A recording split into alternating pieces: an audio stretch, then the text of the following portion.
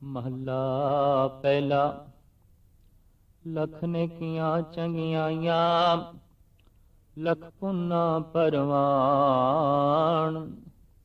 लख तप ऊपर तीरथा सहज जोग बेबान।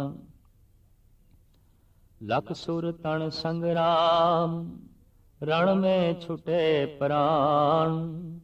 लख सुरती लख ज्ञान ध्यान पढ़िए पाठ पुराण। जिन करते करना किया लिखिया आवन जान। नानक मति मिथ्या करम सचा निशान। पौड़ी। सच्चा साहिब एक तू जिन सचो सच वरताया। जिस तू दे तिस मिले सच ता तिन्नी सच कमाया। सतगुरु मिलिए सच पाया जिनके हृदय सच वसाया। मूरख सच न जाननी मन मुखी जन्म गवाया। विच दुनिया काहे आया। 8वीं पौड़ी नाल जुड़े दूजा श्लोक। इसकी मूल पंक्ति है, नानक मति मिथ्या करम सचा निसा। सारी सोचनी व्यर्थ है, सारी मत व्यर्थ है, सारियां तदबीरां बेमैनी ने। बस इको ही है, खास वो है प्रभु दी बख्शिश, ओदी रहमत। ओदी जो रहमत है, ओदी जो बख्शिश है, ते उसदी बख्शिश दा जो मत्थे ते निशान है, बस यही महान है। बाकी मत, बाकी सोचनी व्यर्थ है। भाव ऐसा सोच, ऐसी प्रार्थना कर कि उसदी बख्शिश होवे। ते बख्शिश दा बकायदा निशान पै जांदा है, बख्शिश दा बकायदा परवाना मिलता है। भाव बख्शिश गुज्जी छिपी नहीं रहिंदी। जितना वड्डा वो दाता है और वो प्रगट है, उदी दात भी प्रगट होंदी है। मत्था दस देंदा है, इस बंदे कोल नाम है, इस कोल ज्ञान है, इस कोल गुण है, इस कोल कला है। गुज्जी छुपी गल नहीं रहिंदी। तो साहिब इत्थे फरमान करदे ने, उदी बख्शिश दा जिहड़ा परवाना है, उदी बख्शिश दा जिहड़ा निशाना है, बस वही सच है, वही महान है। बाकी ते सोचनी मिथ्या है, व्यर्थ है, झूठ है। बाकी केड़ी सोचनी ईश्वर प्राप्ति लई, होर केड़ी सोचनी? तो उसदा सतगुर जिक्र करते ने, लख नेकियां चंगियाइयां लख पुन्ना परवान। एक नेकी नहीं, लखां तरह दियां नेकियां कीतियां जान और लखां तरह दे पुन कीते जान। ऐसे पुन जो जगत दे च प्रवान ने, ऐसे पुन जिन्हों संसार मान देंदा है, जिन्हों संसार बकायदा मनदा है, पूजदा है। महाराज कहते अपनी मत दे मुताबिक अगर इस तरह दियां अनंत नेकियां कीतियां जान, अनंत पुन कीते जान, ते पुन ते नेकियां करके जगत दे च बंदा प्रवान भी हो जाए, कबूल भी हो जाए। भाव लोकी कहन बड़ा धर्मात्मा है, बड़ा नेक है, बड़ा पुनीत है। लेकिन साहिब कहते ने, अगर प्रार्थना नाल नहीं है, नेकियां कर रहा है, लेकिन अंदरों जोदड़ी नहीं कि हे प्रभु तू बख्शिश कर, तू रहमत कर। तेरे नाम का जो रस है वो मेरी नेकियां नाल नहीं मिलेगा, तेरी बख्शिश नाल मिलेगा। मेरे पुन नाल नहीं मिलेगा, तेरी बख्शिश नाल मिलेगा। अगर मेरे पुन नाल नाम मिल सकता है, मेरे पुन नाल परमात्मा मिल सकता है, तो मेरा मुल, तो परमात्मा दा मुल मेरा कर्म है। तो नाम दा मुल मेरा कीता होया पुन है। कोई भी पुन परमात्मा दा मुल नहीं है। कोई भी कीतियां हुई नेकियां ईश्वर दा मुल नहीं है। वरना ऐसा होंदा कि मनुख गिणियां मिथियां ओ नेकियां करके परमात्मा नूं प्राप्त कर लेंदा, गिणे मिथे पुन करके परमात्मा नूं प्राप्त कर लेंदा। लखां तरह दे बंदे लखां तरह दे पुन कर रहे ने, पर मनुख दे कोल परमात्मा नहीं दिखाई देंदा। ਲੱਖਾਂ ਤਰ੍ਹਾਂ ਦੇ ਨੇਕ ਬੰਦੇ ਲੱਖਾਂ ਤਰ੍ਹਾਂ ਦੀਆਂ ਨੇਕੀਆਂ ਕਰ ਰਹੇ ਨੇ ਸੰਸਾਰ ਦੇ ਵਿੱਚ, ਲੇਕਿਨ ਉਹਨਾਂ ਕੋਲ ਕੋਈ ਮਸਤੀ ਹੋਵੇ, ਖੁਮਾਰੀ ਹੋਵੇ, ਸਰੂਰ ਹੋਵੇ, ਨਾਮ ਦਾ ਰਸ ਹੋਵੇ, ਐਸਾ ਦਿਖਾਈ ਨਹੀਂ ਦਿੰਦਾ। ਲੇਕਿਨ ਇਸ ਦਾ ਇਹ ਮਤਲਬ ਤੇ ਨਹੀਂ ਕਿ ਨੇਕੀਆਂ ਨਾ ਕੀਤੀਆਂ ਜਾਣ, ਪੁੰਨ ਨਾ ਕੀਤੇ ਜਾਣ। ਨਹੀਂ, ਨੇਕੀਆਂ ਪ੍ਰਭੂ ਦਾ ਮੁੱਲ ਨਹੀਂ ਨੇ। ਨੇਕੀਆਂ ਕਰਦਿਆਂ ਕਰਦਿਆਂ ਅੰਦਰ ਇਹ ਜਜ਼ਬਾ ਪੈਦਾ ਕਰਨਾ ਹੈ ਕਿ ਮੇਰੀਆਂ ਕੀਤੀਆਂ ਹੋਈਆਂ ਨੇਕੀਆਂ ਪਰਮਾਤਮਾ ਦਾ ਮੁੱਲ ਨਹੀਂ। ਪਰਮਾਤਮਾ ਦੀ ਪ੍ਰਾਪਤੀ ਹੁੰਦੀ ਹੈ ਪਰਮਾਤਮਾ ਦੀ ਬਖਸ਼ਿਸ਼ ਨਾਲ, ਉਹਦੀ ਰਹਿਮਤ ਨਾਲ, ਕੀਤੇ ਹੋਏ ਪੁੰਨ ਨਾਲ ਨਹੀਂ, ਕੀਤੀਆਂ ਹੋਈਆਂ ਨੇਕੀਆਂ ਨਾਲ ਨਹੀਂ। ਵਰਨਾ ਜਿਤਨੇ ਸ਼ਰੀਫ ਨੇਕ ਤੇ ਪੁਨੀਤ ਬੰਦੇ ਨੇ, ਉਹਨਾਂ ਦੇ ਕੋਲ ਹੀ ਪਰਮਾਤਮਾ ਹੋਣਾ ਚਾਹੀਦਾ ਸੀ। ਦਰਅਸਲ ਪੁੰਨ ਕਰਨ ਦਾ ਤੇ ਨੇਕੀਆਂ ਕਰਨ ਦਾ ਵਾਸਤਵਿਕ ਲਾਭ ਤੇ ਇਹੀ ਹੈ ਕਿ ਅੰਦਰੋਂ ਪ੍ਰਾਰਥਨਾ ਫੁੱਟੇ, ਅੰਦਰੋਂ ਅਰਦਾਸ ਨਿਕਲੇ ਕਿ हे ਪ੍ਰਭੂ, ਮੇਰੀਆਂ ਕੀਤੀਆਂ ਹੋਈਆਂ ਨੇਕੀਆਂ, ਮੇਰੇ ਕੀਤੇ ਹੋਏ ਪੁੰਨ ਦਾਨ, ਇਹ ਤੇਰੀ ਪ੍ਰਾਪਤੀ ਦਾ ਮੁੱਲ ਨਹੀਂ ਹੈ, ਤੇਰੇ ਮਿਲਣ ਦਾ ਮੁੱਲ ਨਹੀਂ ਹੈ, ਨਾਮ ਦੇ ਰਸ ਦਾ ਮੁੱਲ ਨਹੀਂ ਹੈ। ਤੋ ਸਾਹਿਬ ਕਹਿੰਦੇ ਨੇ ਇਸ ਤਰ੍ਹਾਂ ਦੀ ਮਤ ਕਿ ਚੰਗੇ ਕਰਮ ਕੀਤੇ ਜਾਣ, ਨੇਕੀਆਂ ਕੀਤੀਆਂ ਜਾਣ, ਪੁੰਨ ਕੀਤੇ ਜਾਣ, ਤੇ ਇਹੀ ਪ੍ਰਮਾਤਮਾ ਦਾ ਮੁੱਲ ਸਮਝ ਲਿਆ ਜਾਏ। ਮਹਾਰਾਜ ਕਹਿੰਦੇ ਮੱਤੀ ਮਿੱਥਿਆ, ਇਹ ਸੋਚਣੀ ਮਿੱਥਿਆ, ਇਹ ਵਿਚਾਰ ਫਿਜ਼ੂਲ ਹੈ। ਲੱਖ ਨੇਕੀਆਂ ਚੰਗਿਆਈਆਂ, ਲੱਖ ਪੁੰਨਾ ਪਰਵਾਨ, ਲੱਖ ਤਪ ਉਪਰ ਤੀਰਥਾਂ, ਸਹਿਜ ਜੋਗ ਬੇਬਾਨ। ਜੰਗਲ ਬਿਆਬਾਨ ਵਿੱਚ ਰਹਿ ਕੇ ਅਡੋਲ ਯੋਗ ਸਾਧਨਾ ਸਾਧੀ ਜਾਏ, ਤੀਰਥਾਂ ਦੇ ਤੱਟਾਂ ਤੇ ਬੈਠ ਕੇ ਤਰ੍ਹਾਂ ਤਰ੍ਹਾਂ ਦੇ ਮੰਤਰਾਂ ਦਾ ਜਪ ਕੀਤਾ ਜਾਏ, ਤਪ ਕੀਤਾ ਜਾਏ।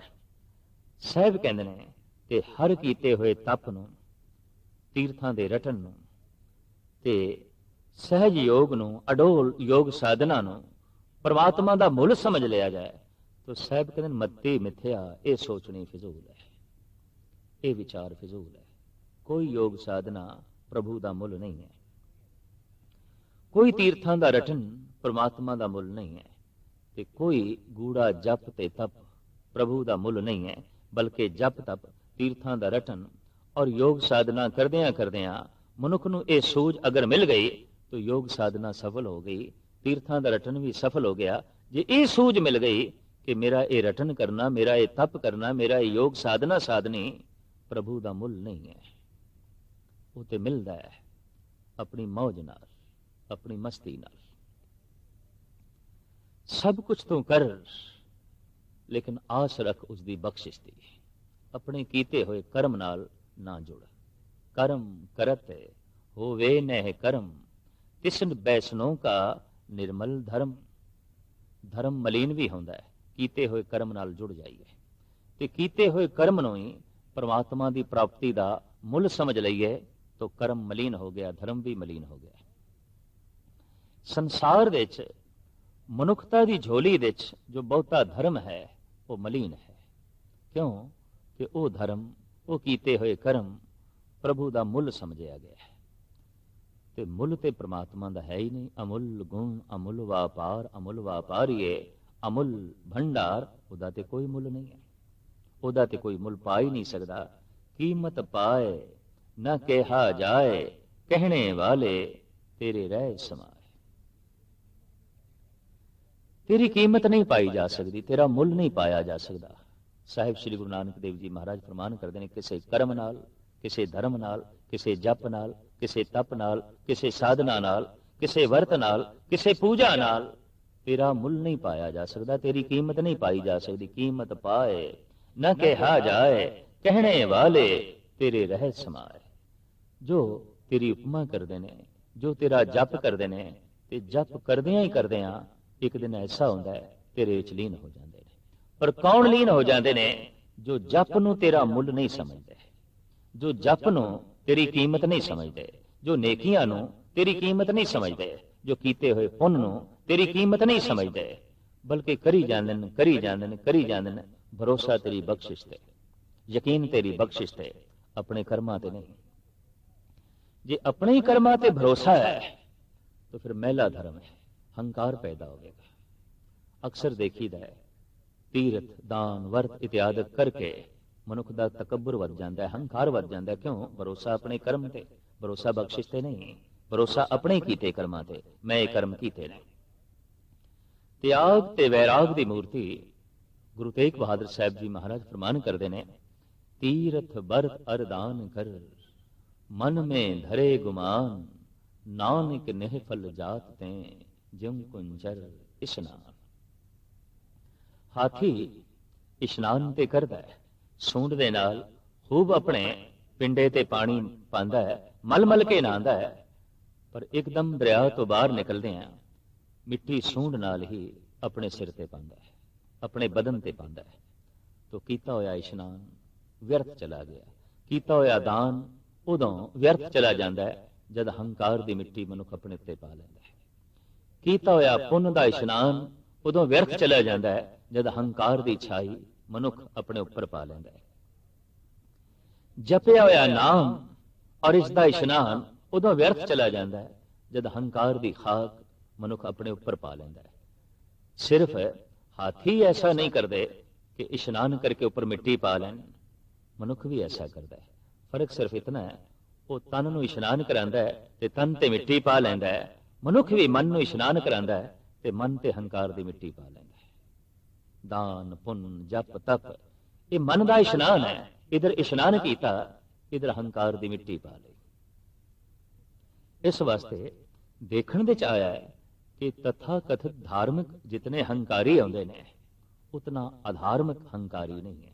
क्यों कि हंकार करने लई उहदे कोल कुछ है ही नहीं, न दान न पुण्य न जप न तप न शील न संजम, वो किसदा हंकार करे।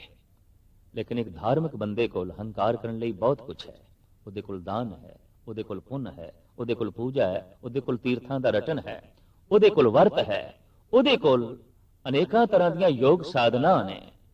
इस सब कुछ दा उसदे कोल अहंकार है, ये सब कुछ उसदे कोल है। लेकिन ये सब कुछ मन दे इशनान लई गए।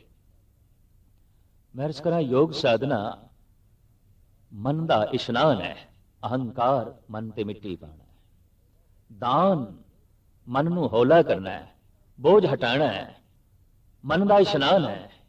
लेकिन अहंकार मन ते छाई पाना है, खाक पाना है। जप करना तप करना मन नूं इशनान कराना है, अहंकार करना छाई पा लेना है, खाक पा लेना है। हाथी की तरह मनुख भी करता रहता है। दरिया के कंढे खड़े होके हाथी इशनान करते हैं, हाथी उपर मिट्टी पा लेंदे ने, गुटखा लैके धार्मिक मंदिर के तट से बैठ के तीर्थां के तट से बैठ के मनुख अपने मन नूं इशनान करांदे ने, उपर अहंकार की खाक पा लेंदे ने, उपर अहंकार की मिट्टी पा लेंदे ने।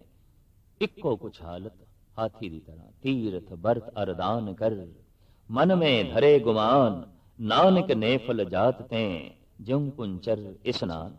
तो महाराज कहंदे ने नेकियां एक नहीं, अनंत पुण्य एक नहीं, अनेकां कीते जान।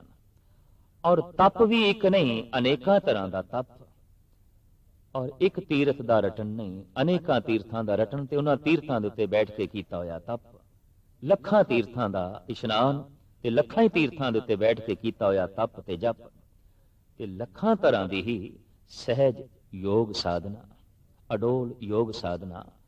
और फिर बियाबान विच उजाड़ विच बैठ के ये योग साधना करनी, ये जप करना, ये तप करना, इस तरह के कर्म करने। फिर साहिब कहते ने लख सुर तन संग्राम, रण में छुटे प्राण।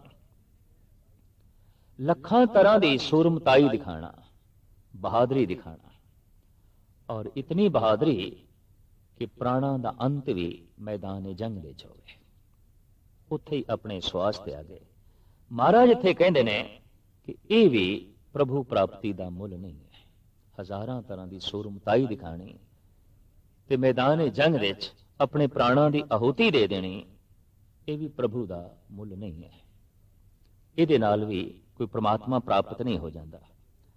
मुख्तसर ये जो गुरु बाबा कह रहे हैं कि ये अनेकां तरह के जो कर्म ने, धर्म ने, ये अकाल पुरख का मुल नहीं है, उसकी कीमत नहीं है। अगर कोई कीमत समझदा है तो नानक मथी मिथ्या, ऐसी सोचनी मिथ्या, ऐसा विचार करना मिथ्या। कर्म सचा निशान, दरअसल सच दा परवाना, सच्चा परवाना, सच्चा निशान ते है उहदा करम, उहदी बख्शिश, सच दी बख्शिश, सच दी रहमत। साहब अगां चल के कहंदे ने, लख सुरती लख ज्ञान ध्यान पढ़िए पाठ पुराण।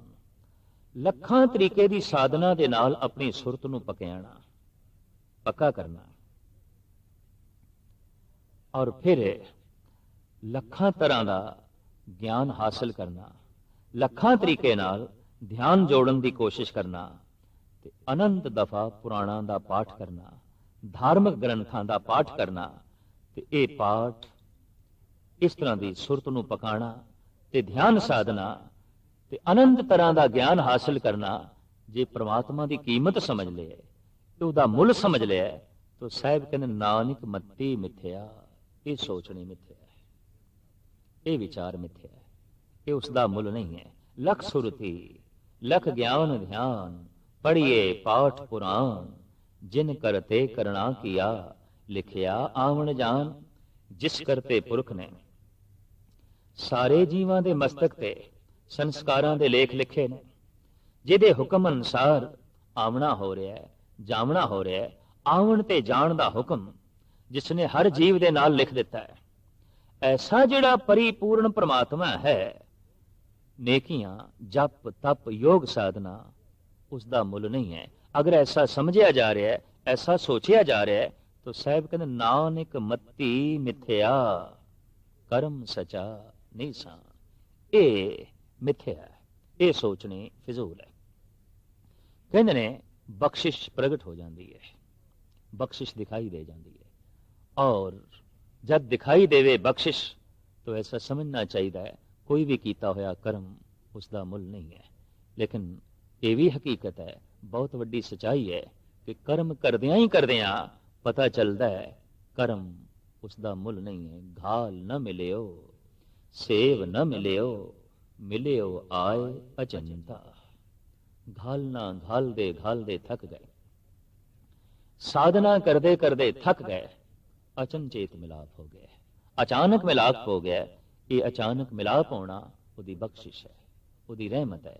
ਜਦ ਥੱਕ ਹਾਰ ਕੇ ਬੈਠੇ ਆ ਇੱਕ ਪਾਸੇ ਔਰ ਸੋਚਿਆ ਕਿ ਕੀਤੇ ਹੋਏ ਕਰਮਾਂ ਨਾਲ ਥੱਕ ਗਿਆ ਤੇ ਕਰਮ ਉਸ ਦਾ ਮੁੱਲ ਨਹੀਂ, ਉਦੋਂ ਹੀ ਉਸ ਦੀ ਬਖਸ਼ਿਸ਼ ਹੋ ਜਾਂਦੀ ਹੈ, ਉਦੋਂ ਹੀ ਉਸ ਦੀ ਰਹਿਮਤ ਹੋ ਜਾਂਦੀ ਹੈ। ਲੇਕਿਨ ਇਹ ਸੋਚਣੀ ਅੰਦਰ ਜ਼ਰੂਰ ਪੈਦਾ ਹੋਵੇ ਕਿ ਮੇਰੇ ਕੀਤੇ ਹੋਏ ਕਰਮ ਉਸ ਦਾ ਮੁੱਲ ਨਹੀਂ ਨੇ। ਕਿਸੇ ਨੂੰ ਤੇ ਬਹੁਤ ਛੇਤੀ ਸਮਝ ਪੈ ਜਾਂਦੀ ਹੈ ਕਿ ਮੇਰੇ ਕੀਤੇ ਹੋਏ ਪੁੰਨ, ਮੇਰੇ ਕੀਤੇ ਹੋਏ ਕਰਮ, ਮੇਰਾ ਕੀਤਾ ਹੋਇਆ ਜਪ ਤਪ, ਮੇਰੀ ਸਾਦੀ ਹੋਈ ਯੋਗ ਸਾਧਨਾ ਉਸ ਦਾ ਮੁੱਲ ਨਹੀਂ ਹੈ। ਲੇਕਿਨ ਕਿਸੇ ਨੂੰ ਬਹੁਤ ਸਮਾਂ ਲੱਗ ਜਾਂਦਾ ਹੈ, ਕਿਸੇ ਨੂੰ ਪੂਰਾ ਜੀਵਨ ਵੀ ਲੱਗ ਜਾਂਦਾ ਹੈ, ਤੇ ਕੋਈ ਐਸੀ ਠੋਸ ਬੁੱਧੀ ਦੇ ਵੀ ਆਉਂਦੇ ਨੇ ਜਿਨ੍ਹਾਂ ਨੂੰ ਕਈ ਜਨਮ ਵੀ ਲੱਗ ਜਾਂਦੇ ਨੇ। तो साहिब कहते नानक मत्ती मिथ्या कर्म सचा निशान। पौड़ी सच्चा साहिब एक तू जिन सच्चो सच वरताया। सच्चा साहिब वो परिपूर्ण परमात्मा मालिक है, पर सच्चा मालिक, बाकी झूठे मालिक ने। अज जिस जमीन दे असी मालिक हाँ, साथों पहले कोई होर मालिक सी, उस तो पहले कोई होर मालिक सी, उस तो पहले कोई होर मालिक सी। इस तरह मालिक बदलते रहे, मलकीयत अपनी थां ते रही। जमीन दे मालिक बदलते रहे, जमीन अपनी थां ते रही है। तो एक गल तो स्पष्ट हो गई, असी झूठे मालिक हाँ। जिहड़ी चीज अज साडे कोल है, कल किसी होर कोल सी। जो धरती अज साडे कोल है, कल किसी होर कोल सी। इस वास्ते असी सच्चे मालिक नहीं हाँ। महाराज कहते हैं सच्चा साहिब, सच्चा मालिक ते परिपूर्ण परमात्मा आप है। वो पहले भी मालिक सी, हुण भी है, अगां भी होवेगा। वही सही मैने च मालिक है। क्यों कि सब कुछ उसदा है, सब कुछ उस दे विच है और सब कुछ उसदा ही है। मनुख अज्ञान वस होके, अहंकार वस होके कहता है मैं मालिक हाँ, ते निरा मालिक ही नहीं, मालिक होने का दावा करता है, मालिक होने की तख्ती लांदा है, मालिक होने का प्रगटावा करता है। जबकि हकीकत यह है मालिक ते परमात्मा है, ते परमात्मा मालिक होने का किधरे प्रगटावा नहीं करता, किधरे दावा नहीं करता। साहिब कहते ने सच्चा साहिब एक तू जिन सच्चो सच वरदाया। जिसने चारों पासे जर्रे जर्रे विच ਸੱਚ ਹੀ ਵਰਤਾ ਦਿੱਤਾ ਹੈ। ਭਾਵ ਕਿਸੇ ਚੀਜ਼ ਦੇ 'ਚ ਖੋਟ ਤੇ ਕਿਸੇ ਚੀਜ਼ ਦੇ 'ਚ ਗਲਤੀ ਲੱਭਣੀ ਬਹੁਤ ਔਖੀ ਹੈ। ਰੇਤ ਦੇ ਜ਼ਰਰੇ ਨੂੰ ਵੀ ਜਿਸ ਢੰਗ ਨਾਲ ਉਸਨੇ ਬਣਾਇਆ ਹੈ ਤੇ ਸੂਰਜ ਨੂੰ ਵੀ ਜਿਸ ਢੰਗ ਨਾਲ ਉਸਨੇ ਚਮਕਾਇਆ ਹੈ, ਇਹਦੇ 'ਚ ਖਾਮੀਆਂ ਲੱਭਣੀਆਂ ਬਹੁਤ ਔਖੀਆਂ ਨੇ। ਇਹ ਗੱਲ ਵੱਖਰੀ ਹੈ ਕਿ ਸੋਚਣ ਦੀ ਬੁੱਧਹੀਣ ਹੋਵੇ, ਆਪਣੀ ਮਤ ਦੇ 'ਚ ਖਾਮੀ ਹੋਵੇ, ਤਾਂ ਫਿਰ ਕਰਤੇ ਦੀ ਕ੍ਰਿਤ ਦੇ 'ਚ ਖਾਮੀਆਂ ਦਿਖਾਈ ਦੇ ਸਕਦੀਆਂ ਨੇ, ਵਰਨਾ ਖਾਮੀਆਂ ਨਹੀਂ ਨੇ। ਉਹਨੇ ਹਰ ਪਾਸੇ ਸੱਚ ਹੀ ਸੱਚ ਵਰਤਾ ਦਿੱਤਾ ਹੈ, ਪੂਰਨਤਾ ਹੀ ਵਰਤਾ ਦਿੱਤੀ ਹੈ। ਭਾਵ ਕਿਸੇ ਦੇ 'ਚ ਖਾਮੀ ਲੱਭਣੀ ਬਹੁਤ ਔਖੀ ਹੈ। ਸੱਚਾ ਸਾਹਿਬ ਏਕ ਤੂੰ, ਜਿਨੀ ਸੱਚੋ ਸੱਚ ਵਰਤਾਇਆ, ਜਿਸ ਤੂੰ ਦੇ ਤਿਸ ਮਿਲੇ ਸੱਚ, ਤਾਂ ਤਿੰਨੀ ਸੱਚ ਕਮਾਇਆ। ਜਿਸਨੂੰ ਤੂੰ ਬਖਸ਼ਿਸ਼ ਕਰਕੇ ਸੱਚ ਦੇ ਦੇਵੇਂ, ਸੱਚ ਦੀ ਸੋਚਣੀ, ਸੱਚ ਦੀ ਸੂਝ ਜਿਸਨੂੰ ਤੂੰ ਦੇ ਦੇਵੇਂ, ਤਾਂ ਸਹੀ ਮਾਇਨੇ 'ਚ ਸੱਚ ਦੀ ਕਮਾਈ ਉਸਨੇ ਹੀ ਕੀਤੀ ਹੈ। ਸੱਚਾ ਜੀਵਨ ਉਸੇ ਨੇ ਹੀ ਬਤੀਤ ਕੀਤਾ ਹੈ। ਸੱਚ ਦਾ ਧਾਰਨੀ ਉਹੀ ਹੈ ਜਿਸਨੂੰ ਇਹ ਸੂਝ ਮਿਲ ਗਈ, ਜਿਸਨੂੰ ਇਹ ਸਮਝ ਮਿਲ ਗਈ ਕਿ ਮਾਲਕ ਤੇ ਉਹ ਆਪ ਹੈ। ਇੱਥੇ ਤੇ ਕੀਤੀ ਗਈ ਦੇਖ ਵਾਜੇ ਵਜਾਏ, ਵਹੀ ਏਕ ਰੈਸੀ ਜੋ ਸਾਚਾ ਖੁਦਾ ਹੈ। ਬੜੇ ਬੜੇ ਢੋਲ ਢਮੱਕੇ ਜਿਨ੍ਹਾਂ ਦੇ ਅੱਗੋਂ ਵੱਜਦੇ ਸਨ, ਜਿਨ੍ਹਾਂ ਦੇ ਦੁਆਰ ਤੇ ਨੌਬਤ ਵੱਜਦੀ ਸੀ, ਅੱਜ ਉਹਨਾਂ ਦੀ ਕਬਰਾਂ ਤੇ ਦੀਵਾ ਵੀ ਨਹੀਂ ਜਲਦਾ। ਜਿਨ੍ਹਾਂ ਦੇ ਅੱਗੋਂ ਢੋਲ ਵੱਜਦੇ ਹੋਏ ਜਾਂਦੇ ਸਨ, ਅੱਜ ਬਿਆਬਾਨ ਜੀਰਾਨ ਵਿੱਚ ਪਏ ਨੇ, ਸੁਨਸਾਨ ਵਿੱਚ ਪਏ ਨੇ, ਉੱਥੇ ਆਵਾਜ਼ ਵੀ ਨਹੀਂ, ਸਨਾਟਾ ਹੀ ਸਨਾਟਾ ਹੈ। तो साहब कहते हैं थे कहती गई देख वाजे वजाए, वही एक रहसी जो साचा खुदा है। वो जो परिपूर्ण परमात्मा है, वास्तविक वही सच्चा है, वही मालिक सच्चा है, ते उन्हें सच वरताया होया है। किसी थां भी खोट ते कमी लभनी बहुत औखी है। जिस तू दे तिस मिले सच, तां तिन्नी सच कमाया। बख्शिश करके रहमत करके जिसनू तू ये सच दे देवें, भाव सच दी सोचनी दे देवें, सच दी विचार दे देवें, सच दा धारणा दे दें, ते फिर वही सच दी कमाई करदा भाव, वही सच दे अपना जीवन बतीत करदा है। सतगुरु मिलिए सच पाया, जिनके हिरदे सच वसाया। आखिर सारी प्राप्ति दा कुछ ना कुछ ते साधन तो महाराज सत ने सतगुरु है, विच दा सतगुरु है, जिसने सच नु पुरख सत पुरख जिन जाने। सतगुरु इसका नाम दे हिरदे दे सच है।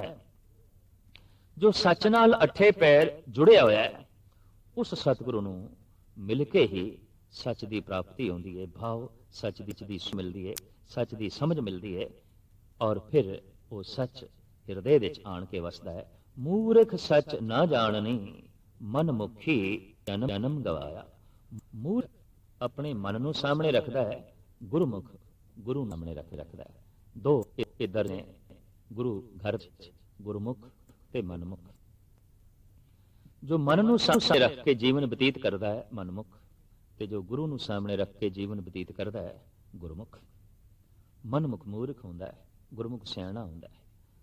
मनमुख अहंकारी हुंदा है, गुरुमुख विनिमर हुंदा है। मनमुख अंधकार दे जीवदा है, गुरुमुख प्रकाश दे जीवदा है। मनमुख तो जगत नू चोट लगदी है, जद के गुरमुख तो जगत की उसारी होंदी है, तामीर होंदी है।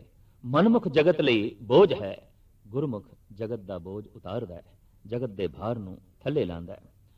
मनमुख रस्ते का रोड़ा है, गुरमुख रस्ते का फुल है। मनमुख एक अड़चन है, एक रोक है, लेकिन गुरमुख ते एक हमवार पदरी जमीन है, सरल है। साहिब श्री गुरु नानक देव जी महाराज इत्थे फरमान करते हैं, जो मनमुख मूर्ख है वो सच नू नहीं जानता, इस वास्ते अपना जन्म व्यर्थ गवा बैठता है। मूर्ख नादान जिन्हें मन नू ही सामने रखे है, जिन्हें अपने ही विचार नू सामने रखे है, जिन्हें अपने मुंह नू अपने बोलों नू सामने रखे है, गुरु दे बोल सामने नहीं रखे, गुरु दी विचार सामने नहीं रखी, गुरु दी होंद सामने नहीं रखी, बस मूर्खता दे विच ही जीवन बतीत कर रहा है। ऐसा जिहड़ा मूर्ख है, महाराज कहंदे ने वो सच नू नहीं जानता। मूर्ख सच न जाननी, मन मुखी जन्म गवाया, विच दुनिया काहे आया। ऐसा जिहड़ा मूर्ख है वो दुनिया दे क्यों आया। दुनिया दे आण दा ते मतलब इतना सी कि दीन दी प्राप्ति होवे, संसार दे आण दा ते मतलब इतना ही सी कि निरंकार दी प्राप्ति होवे। निरंकार दी प्राप्ति नहीं हुई ते संसार दे आण दा मतलब की होया। दीन की प्राप्ति नहीं हुई ते दुनिया दे आण दा मतलब की होया। इस वास्ते साहिब कहंदे विच दुनिया काहे आया, तू किस लई इस दुनिया दे आया। दुनिया दे ते इसलिए आया सी कि तेनू दीन की प्राप्ति होवे। दुनिया दे ते तू खड़ा है, दुनिया दे तू जी रहा है, दुनिया दे पैदा होया और दुनिया दे जीविया ते दुनिया दे ही मर गया। जीवन व्यर्थ चला गया। दुनिया दे जमया है, दीन दे मरिया है। दुनिया दे जी रहा है लेकिन जीवन दीन दे है। श्वास दुनिया दे चल रहे ने, याद दीन दी चल रही है। पैर जमीन ते ने, मस्तक आसमान नाल जुड़िया है। इस तरह का जिहड़ा पुरुष है उसका दुनिया दे आया सफल, इस तरह के पुरुष का संसार दे आया सफल। और इस तो उल्ट विपरीत मूर्खता दे अपनी जिंदगी बतीत करने वाला, मन नूं सामने रख के अपनी जिंदगी बतीत करने वाला और अहंकार दे अपना जीवन बतीत करने वाला, साहिब कहते दुनिया दे फिजूल आया है, संसार दे फिजूल आया है और अपना जीवन वो व्यर्थ गवा लैंदा है। महाराज इस पौड़ी की आखिरी पंक्ति इंज फरमान करते हैं, विच दुनिया काहे आया, ऐ मनुख तू दुनिया दे क्यों आया है। अफसोस कर रहे हैं, दुखत होके अफसोस पे करते हैं, क्यों आया है, फिजूल आया है, व्यर्थ आया है। दुनिया दे आया और दुनिया दे ही रह गया। उरार ही खड़ा तू रह गया। कहते उरार ते दुनिया है, पार दीन है। उरार ते संसार है, पार निरंकार है। ते उरार जन्म होया ते उरार ही मर गया, पारले कंडे ते पहुंचे ही नहीं, निरंकार तक पहुंचे ही नहीं, दीन तक पहुंचे ही नहीं। तो साहिब कहते उरारले कंडे ही तू कानू आया सी। उरार ते इस वास्ते बंदा खड़ा होंदा है, पार होने की सोचता है ते पार होने की कोशिश करता है, ते उरार खड़ा ही रह गया। तो उरार खड़े रहने का की मतलब सी। विच दुनिया काहे आया, तू किस लई इस दुनिया दे आया है। भाव व्यर्थ आया है। दुनिया दे आवना दरअसल दीन की प्राप्ति है। संसार दे आवना ही इस लई है कि निरंकार की प्राप्ति होवे, करतार की प्राप्ति होवे। वाहे गुरु वाहे